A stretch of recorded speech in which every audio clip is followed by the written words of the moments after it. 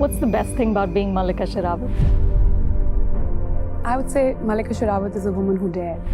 मलिका शेरावत जो अपने टाइम की बॉलीवुड सेंसेशन हुआ करती थी, recently she exposed lots of celebrities कि कैसे लोग उसके साथ इनएक्यूरेटली बिहेव किया करते थे। अरे तुम फिल्मों स्क्रीन पे तो इतने बोल्ड सीन करती हो, तो तुम्हें मेरे से रात को मिलने में क्या प्रॉब्लम है? क्या बॉलीवुड उनको बहुत ज्यादा सेंसेशनलाइज कर रहा था? उस वक्त का दौर तैयार नहीं था मेरे लिए और मर्डर के लिए। क्या उनके बोल्ड सीन ही कंट्रोवर्सीज क्रिएट कर रहे थे? I mean, how else would you show passion on screen, really? Aren't we tired of seeing flowers blooming in the name of passion and birds flying? I mean, come on, let's see some realism.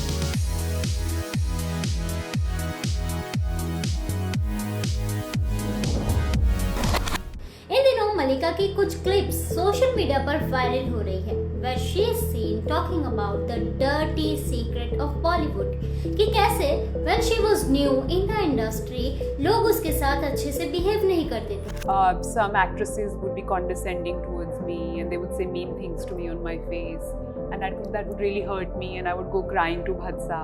Malika headlines में आई 2004 में murder के बाद with Imran Hashmi, और सबने अपने parents से छुप छुप के वो मूवी भी ज़रूर देखी है। लेकिन मलिका ने मर्डर से पहले भी कई फिल्में की हैं। उन्हें 2002 में फिल्म जीना सिर्फ मेरे लिए में भी देखा गया था, एंड देन उसके बाद 2003 में ख्वाहिश में, where she also did the bold scenes, and finally 2004 में आती है मर्डर। खुद मलिका को भी ये नहीं पता होगा कि ये मूवी सुपर हिट होगी और उससे भी ज्यादा कंट्रोवर्शियल। इतना बवाल मचा था, there was a furor over it. शायद उस वक्त लोग इस फिल्म के लिए रेडी नहीं थे, इसलिए मलिका को काफी ज्यादा बैकलैश मिला। ऐसी बातें कैसे कह दी? उतले उतले जले हैं, सब देखा है मैंने। रिसेंटली एक इंटरव्यू के दौरान मलिका ने बताया कि मर्डर के बाद इंडस्ट्री ने उसे किस तरह से ट्रीट किया, इतना मुझे बेइज्जत किया मीडिया में, और उसे एक लूज वुमेन का टैग भी दे दिया। सेक्स सिंबल क्या होता है? What is this? I'm a woman. Mostly, item numbers are made to promote the movie, and also the term item means a sexy woman. और मलिका ने भी कई आइटम सॉन्ग्स किए थे, और उस टाइम पे जो भी फीमेल आइटम सॉन्ग्स किया करती थी ना, उसे बुरे वे से ट्रीट किया जाता था। करियर के शुरुआती दिनों में भी कई बारी उसे इंटरव्यूज में अनकंफर्टेबल देखा गया, क्योंकि जो इंटरव्यूअर था ना, वो उसे बार बार बोल्ड सीन को लेकर ही क्वेश्चन कर रहा था। एक जर्नलिस्ट होता था और अगर मैं उसको इंटरव्यू नहीं देती थी ना, तो वो मुझे बहुत परेशान करता था और मेरे बारे में गंदे गंदे आर्टिकल्स लिखता था। और जब मैं उसकी कॉल्स इग्नोर करती थी, तो इमेजिन उसने मुझे एक पॉर्न स्टार से कंपेयर किया।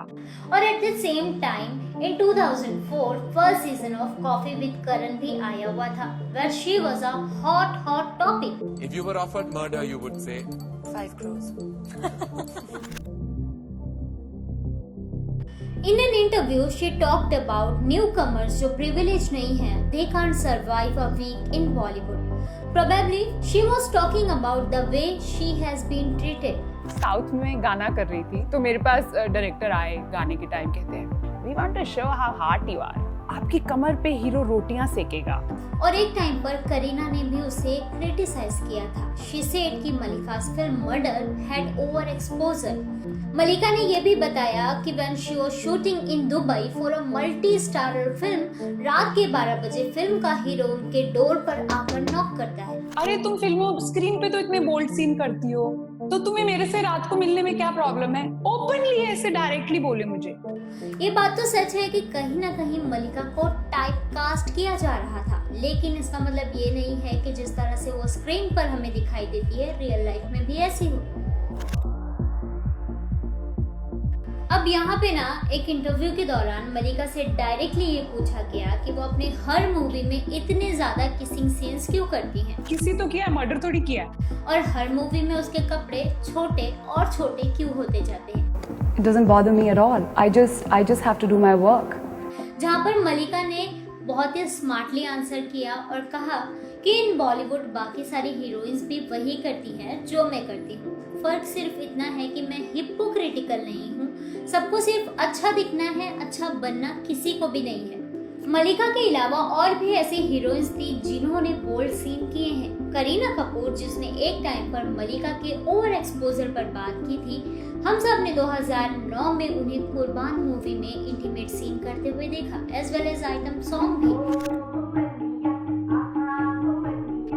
अगर आपने ना मलिका शेरावत की सारी मूवीज देखी होगी तो उसमें एक सिमिलर पैटर्न देखने को मिलता है, और यही सेम पैटर्न कहीं ना कहीं तृप्ति डिमरी के साथ भी देखने को मिल रहा है। आफ्टर एनिमल भी उसे कुछ इसी तरह से पोर्ट्रे किया जा रहा है, जहां पर वो हमें बोल्ड सीन करते हुए दिखाई दे रही है। एंड सेकंड थिंग इज कि उस टाइम पे मीडिया ने भी मलिका शेरावत को एक आइटम गर्ल के तौर पर पोर्ट्रे किया था। Culture was not ready for me. उस दौर, वो वक्त मेरे लिए रेडी नहीं था। आज का जो दौर है वो अब वहाँ पहुँचा है 2004 में, जो मैं 20 साल पहले कर चुकी हूँ। सोच बदल रही है. People are getting more and more accommodating, more interesting roles are being written, less judgments on being a woman, less shaming on the choices you make. I think it's such a great time for actresses right now in Bollywood. It's such a great time to be a woman. Well, what's your opinion and call? Do let me know in the comment section below, and also do like, share, subscribe to our channel.